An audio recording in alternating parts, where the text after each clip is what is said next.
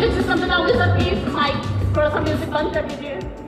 अगली स्टोरी हमारे बीच में है स्वर्गीय श्री रत्नेश जैन सर की फैमिली, जो आज छोटे बच्चे के साथ हमारे बीच में है, और उनको बुके से सम्मान देने के लिए मैं बुलाना चाहूंगी श्री विजेंद्र सिंह राठौर सर को, diamond award CM. Welcome sir.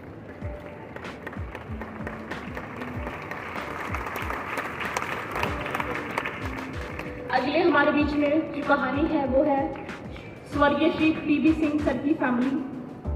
उनको बुके से सम्मान देने के लिए मैं बुलाना चाहूंगी master of system Shri KC Chhabra sir को।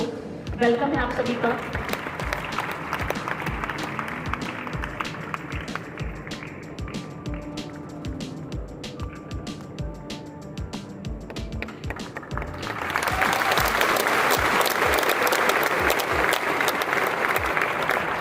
साथियों, ये सिर्फ चेहरे नहीं है, ये बहुत बड़ी कहानी है।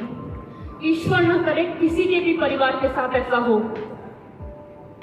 किसी के भी परिवार के साथ ऐसा हो, ईश्वर ना करे। आज ये सभी, अगर आपको कोई साथी बाहर है ना, उनको बुला लीजिए सर। आज ये पूरी जिंदगी आपको जो मैसेज मिलने वाला है आज इन 3 कहानियों के माध्यम से, हम सब इससे कोरिलेट कर सकते हैं। हम सब खुद को जोड़ सकते हैं कि कैसे एक आरसीएम सिक्योरिटी के रूप में आता है, कैसे उस परिवार को फाइनेंशियली इकोनॉमिकली सपोर्ट करता है।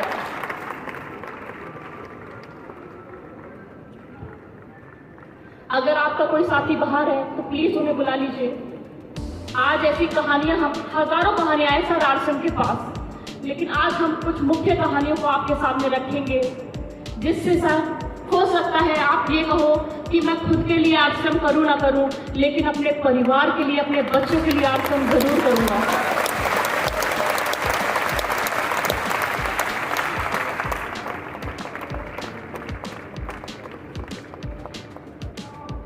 Thank you so much doctor Surendra sir, thank you so much KC Chhabra sir, thank you so much Shri Vijendra Singh Rathore sir. मैं आप सभी से निवेदन करूंगी आप प्लीज आगे आ जाइए। राकेश अरोड़ा, ये नाम अगर कोई आरसीएम सही तरीके से कर रहा है ना सर, हर नाम राकेश अरोड़ा सर का हर कोई व्यक्ति वो नाम जानता है। दीवाने, पागल, जो शब्द कहूँ कम थे, ऐसे दिल लगा के उन्होंने आरसीएम किया था। मुझे याद है जब आरसीएम पे विपरीत परिस्थितियां थी, उस समय राकेश सर ने आरसीएम को मजबूत कंधा दिया था। मैं संजना मैम से, मैं शायद खुद को एक्सप्रेस भी नहीं कर पा रही कि जब मैंने ये चीज सुनी उनके जाने की, तो मैं शॉक में रही। मुझे समझ में नहीं आ रहा था कि संजना मैम ने कैसे खुद को संभाला होगा।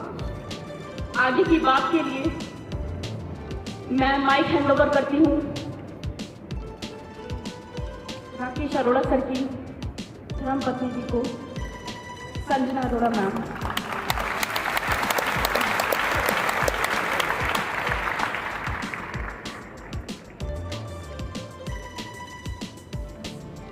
जय आरसीएम।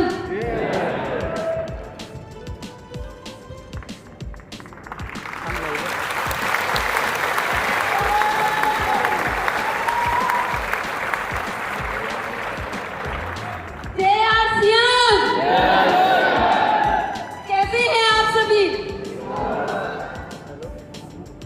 आज इस इतने बड़े मंच पे और आप सबके बीच में हूँ, तो मैं सिर्फ आरसीएम की बदौलत हूँ।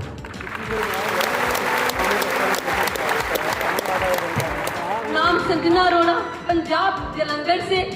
मैं एक एजुकेटेड रिच फैमिली से बिलोंग करती हूँ और इस आरसीएम को हमने किया नहीं, जिया है।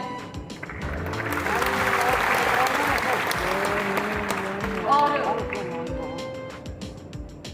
इस बिजनेस को हमने, मेरे हस्बैंड मिस्टर राकेश अरोड़ा जी ने और मैंने मिलके किया है। और क्या बोलूं मैं आरसीएम के बारे में। जब मैं मिस्टर राकेश अरोड़ा जी की जिंदगी में आई तो बहुत सी जिंदगी में उतार चढ़ाव आए और उनका एक सपना था कि मैं एक बड़े शहर में जाऊं, बड़ा एक बिजनेस करूं, बड़ा एक तकमा मतलब कि लूं।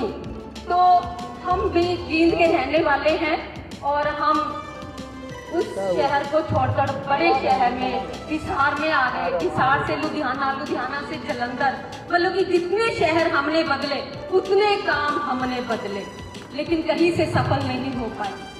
जब हम फिर लुधियाना में आए तो हमारी जिंदगी में आरसीएम आया, और आरसीएम आया तो हमने दिन पर रात एक कर दी, ना आंधी देखी, ना तूफान देखा, ना दिन देखी, ना रात देखी। हमने आरसीएम को दिल से किया, दिल से सींचा इसको।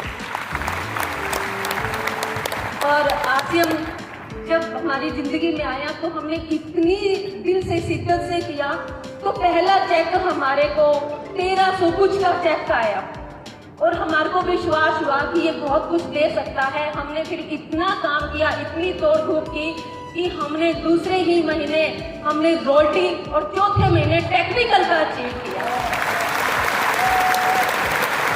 और फिर हमारे को विश्वास हुआ कि इसमें बहुत कुछ हो सकता है। हम दोनों ने एक डिसीजन लिया कि इसमें तो लाखों रुपया आ सकता है, जो हमारे को सपने दिखाए गए थे, लेकिन जब तक हमारे को पैसा नहीं आया था तो विश्वास नहीं होता था। जब रॉयल्टी आई, टेक्निकल आई, तो हमने डिसीजन लिया कि हमने एक साल के अंदर 1 लाख रुपया कमाना ही कमाना है। तो फिर हमने दिन पर रात एक किया और 9वें महीने 1,12,000 का चेक लिया।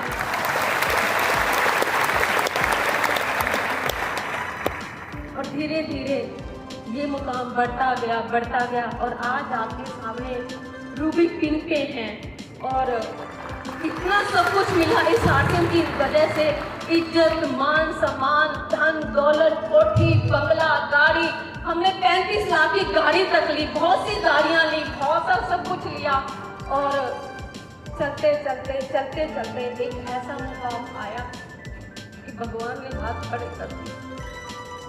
ना जाने किस पल अचानक मेरे हाथों से मेरे हस्बैंड का चेहरा चला गया और मैं संभाल नहीं पाई।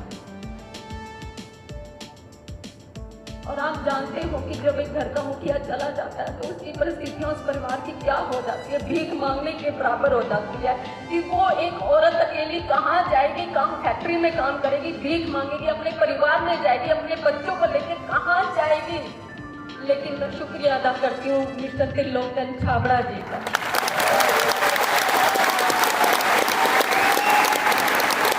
जिन्होंने ये आरसीएम बनाया और जीरो से हीरो बनाया और आम इंसान को खास बनाया। और आज मेरे को किसी के आगे हाथ फैलाने की जरूरत नहीं है। आज मैं अपने परिवार के आगे किसी के आगे हाथ फैलाने की जरूरत नहीं है। आज मैं अपना जो इनकम मेरे मिस्टर राकेश अरोड़ा जी को आ रही थी, लाखों रुपए की इनकम, आज वो मुझे मिल रही है। और जो आज उनकी वो पोस्ट थी रूबी की, आज वो मेरी छाती पे लगी। तो मुझे गर्व है इस आरसीएम बिजनेस के ऊपर कि इसको आप दिल से करो, सींचो आप इससे। और आज मुझे किसी चीज की जरूरत नहीं है। और आज पहले मैं अपने मिस्टर राकेश अरोड़ा जी के साथ आती थी हर फंक्शन पे, आज मैं अपने बेटे के साथ, जनहित अरोड़ा के साथ आई हूँ।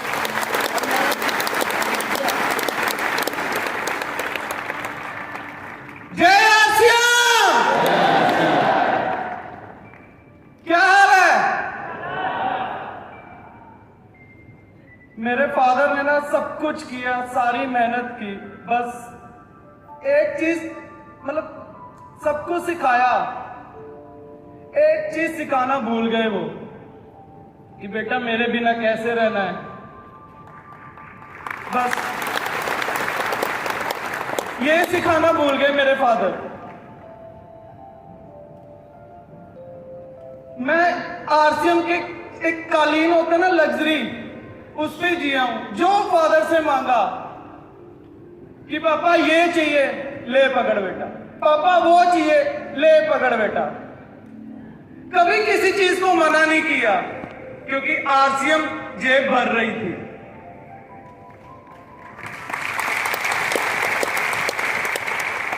पापा को बोला पापा कॉलेज शुरू होने वाले हैं, स्पोर्ट्स बाइक निकलवानी है 10 लाख की, ले बेटा।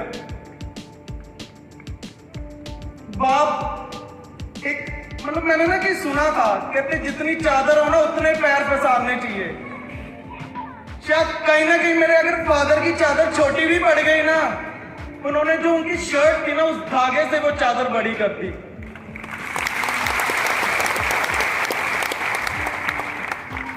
मैं बहुत लकी हूं कि मेरे लाइफ में मेरी मॉम, मेरे डैड और आरसीएम ऐसी आई ना, शायद मैं जब भी इस जीवन में आऊं तो मेरे माँ बाप जैसे मुझे मेरे माँ बाप चाहिए और काम जैसे आरसीएम चाहिए।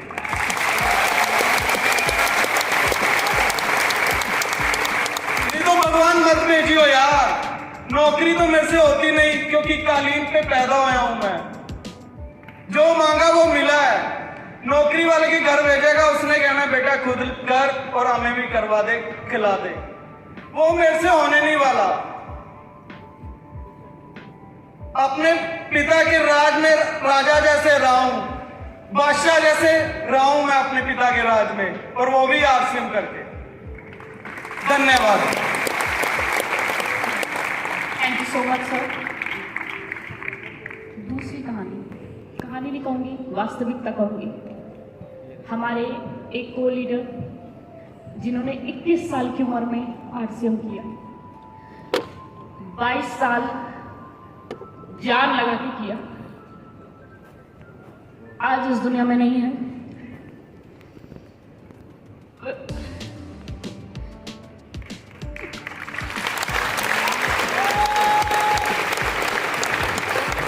उनका छोटा बेटा देख रही थी मैं। नेक्स्ट मैम को बुला लेता हूँ।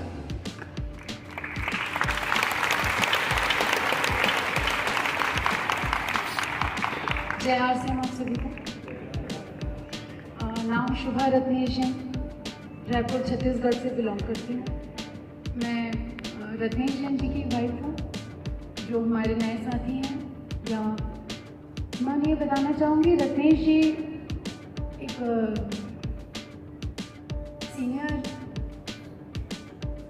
सीनियर कोर लीडर थे, सफायत के पिंक पे थे। और मैं क्योंकि इस बिज़नेस की अब नेक्स्ट जनरेशन हूँ, और रत्नेश जी के बाद में मुझे ये पिन ट्रांसफ़र की गई है।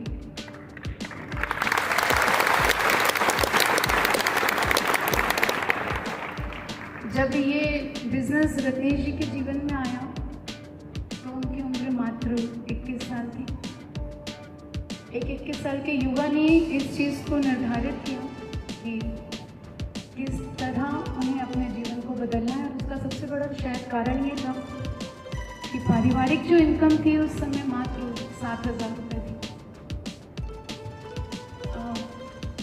7,000 रुपये एक पारिवारिक इनकम बड़ी कम हुआ करती है, जहाँ पे दो बड़ी बहनें, माता पिता, खुद रहना, संघर्षों से भरा जीवन जीना आसान नहीं होता। तभी शायद इतना मुश्किल काम रत्नेश जी कर पाए थे कि मात्र 21 साल की उम्र में वो ये निर्धारित कर चुके थे कि उन्हें ये बिजनेस करना, और इतनी शिद्दत से उन्होंने किया था कि मात्र 3 महीने में रॉयल्टी थे, 10 महीने में टेक्निकल थे, और 5 साल में स्टार रेटिंग पर थे। जितना प्राउड आप सबको ये सुनकर होता है, उससे कहीं ज़्यादा प्राउड मुझे बोलने में होता है कि उन्होंने ये सब अचीव किया इतनी कम उम्र में। कितने सिंसियर और कितनी डेडिकेशन के साथ उन्होंने काम किया होगा। अभी मैं सोचती हूँ तो लगता है इससे ज़्यादा मुश्किल और कोई काम नहीं था कि एक युवा जो इस चीज़ में अपना जीवन बिता सकते थे कि मेरी खेलने खाने की उम्र है, मैं भी बाकी युवाओं की तरह मौज मस्ती में अपना जीवन निकाल सकता हूँ। इतने बचपन से संघर्ष देखा हूँ, और ऐसा संघर्ष भी देखा हूँ कि जहाँ अगर मुझे दिवाली मनानी है तो ये ज़रूरी है कि मुझे अपने घर के बाहर एक पटाखे के स्टॉल लगाना पड़ेगा, और होली मनानी है तो ये ज़रूरी है कि मेरे घर के बाहर रंगों का मैं स्टॉल लगाऊं, ताकि मैं अपने घर में उस रंगों, बचे हुए रंगों से खेलूं। ये परिवार की सच्चाई को एक्सेप्ट करते हुए उन्होंने ये इस तरह से काम किया। जिस दिन उनके जीवन में आरसीएम आया होगा ना, मुझे लगता है उस दिन भगवान की उन पर नजर गुजर रही होगी, बोलते ना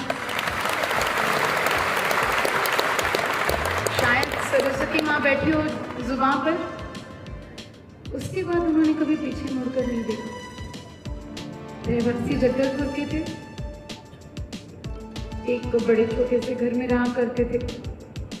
मैं अगर रत्नेश जी का सबसे पहला ड्रीम आपको बताऊं तो आप सब यहाँ हंसेंगे।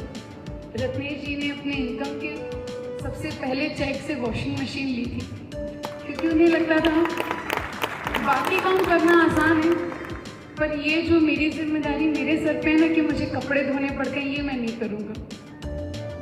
तो उन्होंने अपनी चेक से सबसे पहले अपने घर में वॉशिंग मशीन ली थी, जो इतने छोटे सपने के साथ चालू करे। और उसके बाद अगर वो जगदलपुर में सारे घर लिया, गाड़ी ली, बाइक ली, बड़े शौकीन थे।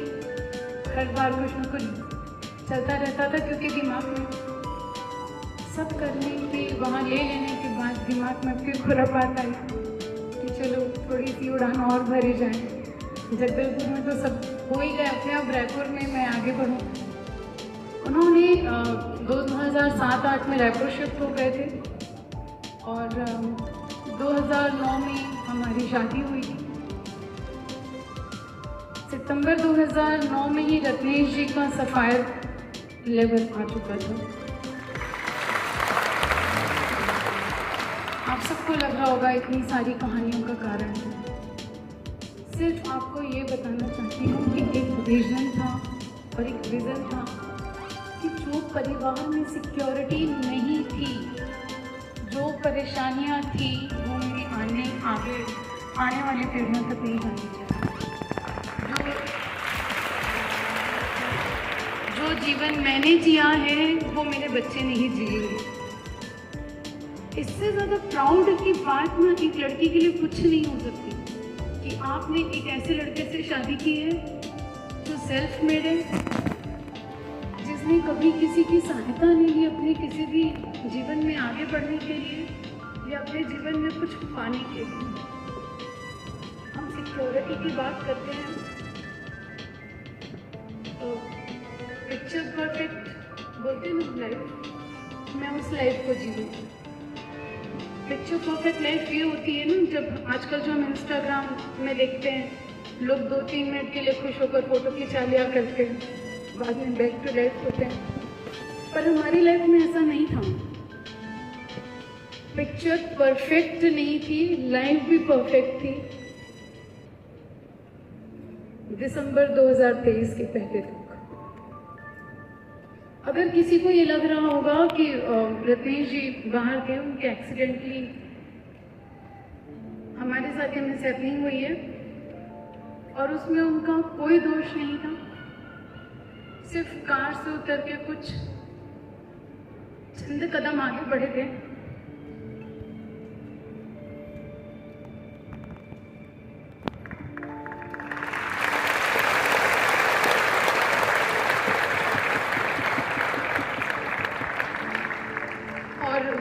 पीछे से किसी बाइक वाले ने हिट किया था।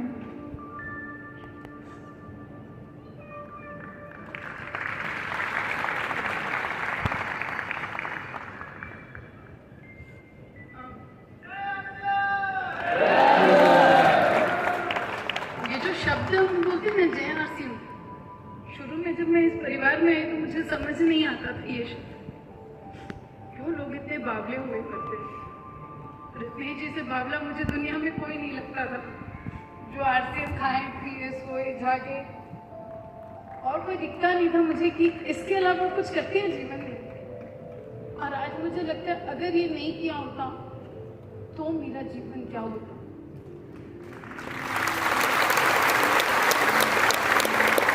सब बोलते हैं फाइनेंशियल सिक्योरिटी, लेकिन अगर मैं बात करूं फाइनेंशियल सिक्योरिटी उन जैसे इंसान जो इतना मेहनती था शायद कहीं से ला सकते थे, बिल्कुल ला सकते थे।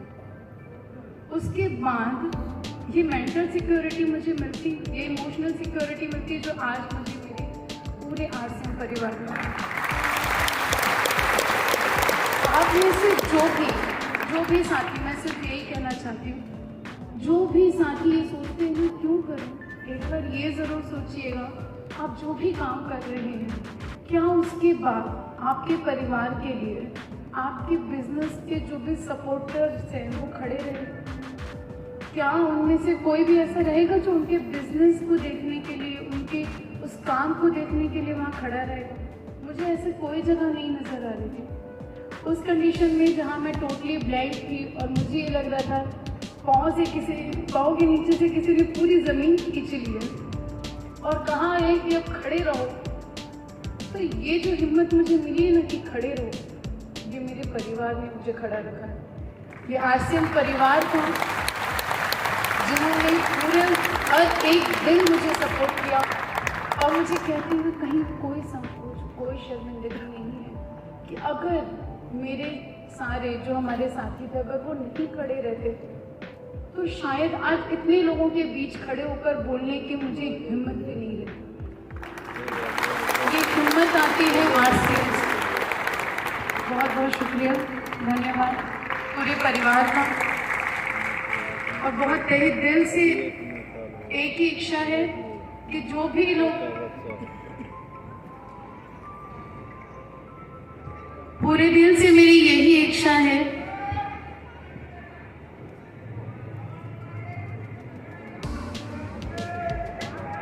सब हाँ बिल्कुल जय आरसीएम।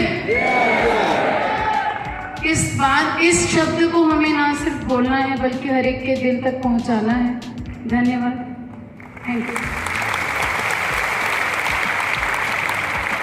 साथियों, आज एक बात सोचने वाली है। अगर राकेश सर के घर में, रत्नेश जैन सर के घर में अगर आरसम नहीं होता तो इन परिवारों का क्या होता? हजारों कहानियां हैं सर इस देश में। आए दिन ये जो चीजें हो रही है ये हम देखते हैं। हजारों, न जाने कितने ऐसे परिवार हैं जिनकी दुनिया उजड़ चुकी है। लेकिन आज सोचने का विषय है कि ये जो कहानी बताई जा रही है ना, ये आरसीएम की वजह से आज सुनने वाले हैं आप सब 7,000 लोग, वरना कोई सुनने वाला नहीं है सब किसी कहानी। अब मैं आपके सामने एक ऐसे साथी को बुलाने जा रही हूँ जिनसे मैं उनसे पर्सनली मिली थी। टीपीएस के प्रिंसिपल रह चुके हैं Shri PB Singh sir. Normal teachers को समझ में नहीं आता सर क्या है सिक्योरिटी। उस व्यक्ति को समझ में आया और साथियों मैं हैरान थी कि ये दुनिया छोड़ने से पहले सर 4 साल बेड पे थे किसी हेड इंजरी के कारण, 0 काम और लाखों इनकम आ रही है। 1 साल उन्हें गुजरे हुए हो गया, लाखों इनकम आ रही है। आज मैं आपके सामने उनके बच्चे को बुलाना चाहूंगी। सर्वप्रथम मैं डॉक्टर मोही जी को बुलाना चाहूंगी। Welcome sir. Good afternoon, everyone. Jai RCM. My name is Dr. Mohit Singh, son of Priya Betta Singh and Mrs. Seema Singh. और जय RCM। और मैं पहले आपको आज अपने RCM के एक्सपीरियंस मैंने जो लाइफ में देखा है RCM से जुड़ा जो भी है वो आज शेयर करता हूँ आप लोगों से। ये बात है 2001 की, जब मेरे डैड प्रिंसिपल थे। तो उसी वक्त मेरी मम्मी ने भी हमारे कारण एक स्कूल की शुरुआत की थी। और उस स्कूल में जून का महीना था, बहुत गर्मी का महीना था। और जैसा बोलते हैं कि भगवान हर जगह नहीं हो सकते आपके लिए, लेकिन भगवान के रूप में मिस्टर बीसी छाबड़ा सर उस वक्त हमारे मम्मी के स्कूल में आए थे। और उन्होंने उस वक्त किट हुआ करती थी और सर्फ वगैरह ही प्रोडक्ट्स हुआ करते थे। वो प्रोडक्ट किट दे करके उन्होंने मेरे पापा को, मम्मा को प्लान बताना स्टार्ट कर दिया। और वो प्लान धीरे धीरे उन लोग समझने लगे। लेकिन उसी बीच मेरी मम्मा ने उस किट में से कपड़ा निकाल करके मिस्टर बीसी छाबड़ा सर को टोक दिया कि कपड़ा उतना पसंद नहीं आ रहा है मुझे। पर बीसी छाबड़ा सर की वो लाइन है कि आज हम स्टेज पे खड़े हैं। उन्होंने उस वक्त ये बोला कि मैडम मैं आपको सोने की खदान दिखा रहा हूँ, आप कोयला खोज रही हैं। पर आज की डेट में ये मैंने सुनी बात, मुझे याद नहीं उतना, पर मुझे इतना याद है कि सर ज़रूर स्कूल आए थे उस वक्त। और फिर डैड ने प्लान समझना स्टार्ट किया। लेकिन ऑलरेडी सर की इतनी बड़ी बात मम्मी के बाद मन में बैठ चुकी थी, हिट कर चुकी थी, और उन्होंने उनको कन्विंस कर लिया कि प्रिंसिपल रहते हुए भी साथ साथ आरसीएम को किया जा सकता है, क्योंकि इसमें इन्वेस्टमेंट की ज़रूरत नहीं है। और उनको तभी बहुत अच्छे से पता था कि हमारे पास इन्वेस्टमेंट के लिए तब कुछ नहीं था। तो कहते हैं ना, there is nothing to lose, जब खोने के लिए कुछ है ही नहीं तो डर किस बात का। तो फिर उन्होंने इस बिज़नेस को स्टार्ट किया, और फिर वो उसी बीच उनका बिज़नेस अच्छे से चलने लगा, और उसी बीच डीटीएस प्रिंसिपल के पद के रूप में वो जम्मू चले गए।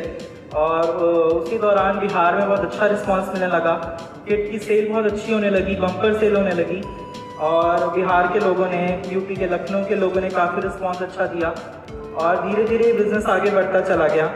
और फिर उसी बीच हमारे मम्मी पापा का मेन फोकस था कि हमारे लाइफस्टाइल अपग्रेडेशन के साथ साथ हमारी एजुकेशन पे उनका बहुत ज़्यादा फोकस था, और उनको हमेशा एक चिंता लगी रहती थी कि इतना पैसा कहाँ से लाएंगे कि बड़े बड़े स्कूलों में तुम्हें पढ़ा सकें। उसी वजह से जिस स्कूल में सर आए थे, वो मम्मी ने स्कूल स्टार्ट किया था, और फिर उन्होंने सोचा कि अब जब आरसीएम से ठीक ठाक पैसा आने लगा, अच्छा खासा पैसा आने लगा, तो उन्होंने वो स्कूल के साथ साथ आरसीएम को फुल टाइम किया। और डीपीएस जब बिहार से अच्छा रिस्पॉन्स आने लगा तो कम्प्लीटली उन्होंने अपनी जॉब को छोड़ दिया, और जॉब को छोड़ने के बाद फुल टाइम आरसीएम में आ गए, और 7-8 साल के अंदर ही उन्होंने रूबी पिन अचीव कर लिया था। और धीरे धीरे हमारी लाइफ चेंज होती चली गई, और हमें पता ही नहीं चला कब हमारा टाइम आ गया कॉलेज जाने का। और लेकिन उसी बीच जब आरसीएम बिजनेस फुल टाइम करने लगे थे, तो ना दिन देखा, ना रात देखा, ना दिवाली देखी, ना होली देखी। तो उनकी वजह से ही हम, जब उन्होंने 7-8 साल लगातार मेहनत की और दिवाली पे नहीं घर आते थे, तो हम लोग को लगता था नहीं आते पापा घर पे, नहीं मनाते हैं। लेकिन उसके 3-4 साल के अंदर दिवाली की तरह मनाने लगे, होली की तरह मनाने लगे। ये सब कुछ आरसीएम की बदौलत हुआ, और ये सारा श्रेय जाता है founder mister TC Chhabra sir को। आई होप ये मैसेज उन तक पहुँच जाएगा मिस्टर सौरभ सर के थ्रू। और all thanks to mister TC Chhabra sir, जो उन्होंने इस बिज़नेस को दिया, और उस वजह से ये सब हो पाया। और फिर बात आती है मेरे कॉलेज जाने की। फिर उस वक्त जब मैं अपने कॉलेज के लिए फॉर्म्स वगैरह फिल कर रहा था, तब डैड की हेल्थ ठीक नहीं रहती थी। तब धीरे धीरे उनको इंजरी के कारण थोड़ा मूवमेंट डिसऑर्डर होने लगा। तो फिर हमें कहीं ना कहीं चिंता लगी रहती थी, मम्मा को चिंता लगी रहती थी कि आगे कैसे होगा। लेकिन आरसीएम का नेटवर्क ऐसा था, तो वो लीडर्स का सपोर्ट ऐसा था कि धीरे धीरे बिजनेस अच्छी ग्रोथ पैटर्न पे चल रहा था, और लगातार चेक आ रहा था। हम लोग किसी चीज़ की दिक्कत नहीं थी। आज मैं आपसे पूछता हूँ, कोई भी ऑक्यूपेशन आप करते हैं, प्रोफेशनल, बैंक, पोस्ट ऑफिस, कोई भी government, central government, state government job, कौन सा ऐसा ऑफिस है जहाँ आप 5 साल नहीं जाते हैं तो आपको सैलरी देता है? आप तो एक दिन नहीं जाओगे, अगले दिन आपको पूछ देगा आपका बॉस कि आप कल क्यों नहीं आए थे।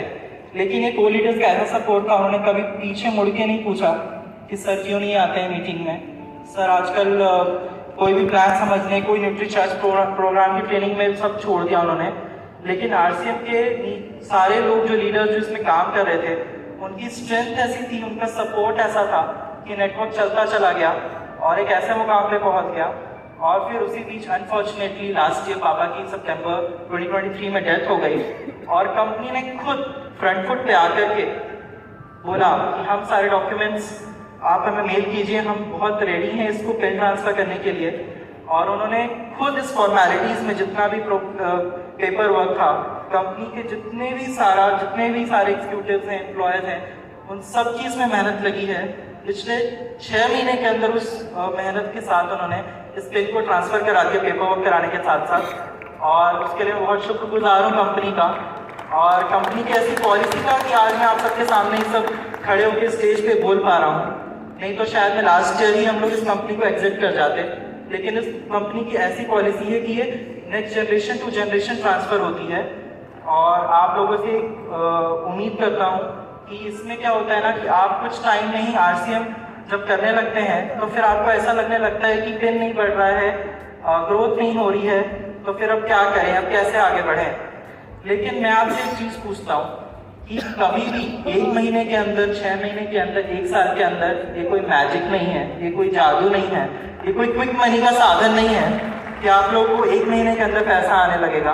इसमें आपकी मेहनत तो लगेगी ही, और इसमें इन्वेस्टमेंट आपका जीरो लगता है, जैसा कि आपको पता है कि बिजनेस जीरो इन्वेस्टमेंट वाला बिजनेस है। और लास्ट में एक चीज और बोलता हूँ, जब कभी लगे कि पेन अटक गया है, नहीं बढ़ रहा है, आप छोड़ देते हैं, इस बिजनेस में कुछ नहीं बचा है, क्या ट्रेनिंग देंगे, कैसे समझाएंगे, तो एक बार अपनी नेक्स्ट जनरेशन के बारे में सोचिएगा और आप में वो ऊर्जा भर जाएगी और आप इस बिजनेस को फिर से करने लगेंगे। जय आरसी। Thank you.